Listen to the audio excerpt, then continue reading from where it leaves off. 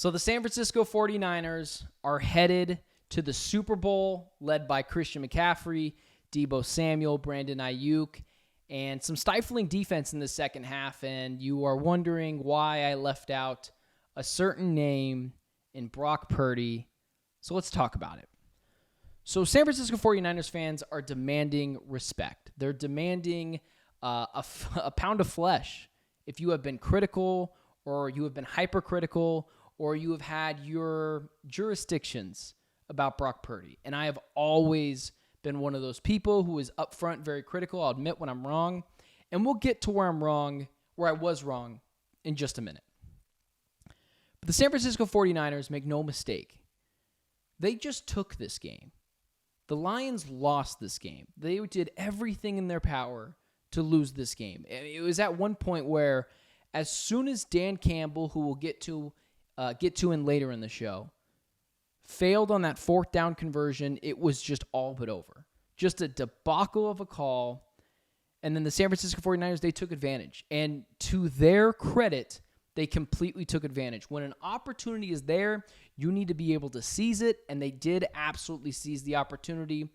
But make no mistake, for 5 quarters, first quarter, second quarter, third quarter of the divisional round, and the first quarter of the second quarter of the conference championship round, Brock Purdy was not only not good, he was bad. Brock Purdy was bad for 5 quarters of the 8 quarters he has played. He was pretty good in the fourth quarter, really late of that Packer game, and he was objectively fine in the third and fourth quarters of this game. So when people are telling me you got to demand the respect, he gets all the respect now. He's an elite quarterback, which there are absolutely people out there hounding the fact that he is a top 6, top 7, top 8 quarterback in the NFL. That's just not true. People are so quick to forget that Jimmy G led a roster that was lesser than this roster to the Super Bowl as well. My argument for Brock Purdy has never been that he sucks, has never been that he's a bad quarterback, has never been that he sucks in the NFL and that he's not good enough to be here, he shouldn't be here. My argument has always been he was Mr. Irrelevant for a reason. There's still 8 quarterbacks in the NFL I would take over Brock Purdy, and make no mistake about it, Kyle Shanahan, the San Francisco 49ers know that there's about 8 quarterbacks they would take in the NFL. Hell, they almost took 46-year-old, 45-year-old Tom Brady to come back, then run it back with Brock Purdy this year. That's what they think of Brock Purdy. They don't think he's bad. They don't think he's amazing. They think he's somewhere in the middle tier. There's 8 to 9 quarterbacks that I would rather have on my team other than Brock Purdy. That's not a shot. That's not anyone coming after him. That's not unfair criticism. Brock Purdy is a good quarterback. And I've always said that. He's a fine, good, capable quarterback. I think he's better than Jimmy Garoppolo. How much better than Jimmy Garoppolo? I don't know. But when people point to they're in the Super Bowl, I demand respect, he's elite, Jimmy G did the same thing with a lesser roster. Jimmy G didn't have CMC or Travarius Ward or Jawan Jennings on that team. He had a lesser than roster. Heck, if I'm not mistaken, Brandon Ayuk wasn't on that team. He had George Kittle, Deebo Samuel. But he didn't have the same roster that Brock Purdy had right now. A more older, veteran, aging Kyle Shanahan who has learned a few things. So ease up on the Brock Purdy's elite because they made the Super Bowl. Because let's just be fair. Let's just be completely fair. The Lions lost that game.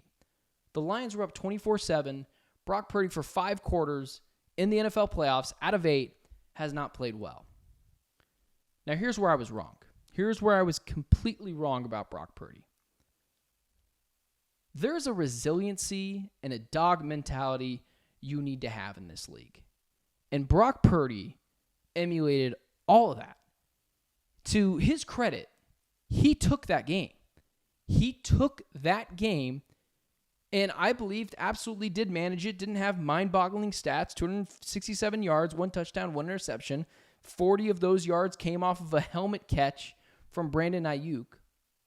But 2 straight weeks, Brock Purdy could have folded, could have had a lot of excuses to fold. People would have said, makes $900,000 this year, would have said he's Mr. Irrelevant, would have said that he lacks some of the tangibles that some of the better quarterbacks have. There's a dog mentality. Again, he's absolutely not Tom Brady, but there is a Tom Brady mentality to Brock Purdy when it gets really hard, when it's almost like he plays better with his back against the wall. Because for the first 2 quarters in this game, he was objectively awful. In the first 3 quarters of the Packers game, he was even worse. But when the lights were really bright, when he needed to make a play, he absolutely did. And Brock Purdy deserves all the credit for that. And that is something that you can't teach. That's a mental toughness. And that's a mental toughness that Brock Purdy has. He's shown that over the last 2 games. The first game, it wasn't a fluke. In the second game, when the tide started to turn, he turned along with it. So, although I don't think he's elite, there is a certain dog mentality with Brock Purdy that you do have to respect. A resiliency that you have to have in this league. And he had it. So, although I don't think he's elite, I still would take 6, 7, 8 quarterbacks over him. Are there 6, 7, 8 quarterbacks that have that same dog mentality he has? I'm not sure. I've seen quarterbacks that I think are better than Brock Purdy fold in those moments. Most notably, Lamar Jackson over the past week. Lamar Jackson was incredibly bad in that game. When it got tight, when teams started blitzing at him, turned into a complete otherworldly, different player that we had not seen before this season. He was really, really bad. So although I have my reservations about Brock Purdy, I cannot lie. There's a certain dog aura, resiliency to him that he's probably learned from being the last pick in the draft, for having not a ton of Division I scholarships, for going to Iowa State, and just absolutely making a name for himself. When everything is back against the wall, he steps up in the limelight. So although he has limitations physically, and I question the arm strength, and sometimes I question the accuracy, there is only 6 to 7, 8 quarterbacks that I would take over Brock Purdy. But the resiliency and the dog mentality from Brock Purdy cannot be overstated, because it was impressive on Sunday night. And although the Lions were just complete buffoons in that game, Brock Purdy went in and he took it. And that's incredibly impressive. And it's a Super Bowl dog mentality you need to have. So even though I'll take the Chiefs coming up in the Super Bowl, it can't be overstated. And Brock Purdy proved a lot of people wrong in this sense. Dog, resiliency, and coming back when your back is against the wall means a lot in this league. And he certainly proved that. And I know it's so easy to label someone a hater that doesn't think the same way you do. And I will continue to be highly critical of Brock Purdy because I do see the limitations. But that doesn't mean I hate Brock Purdy. That doesn't mean I don't think he's a good quarterback. It's important to be honest with yourself about what you have so you can properly assess where your team can go. And I've never said Brock Purdy can't win a Super Bowl, and I've never said Jimmy G can't win a Super Bowl.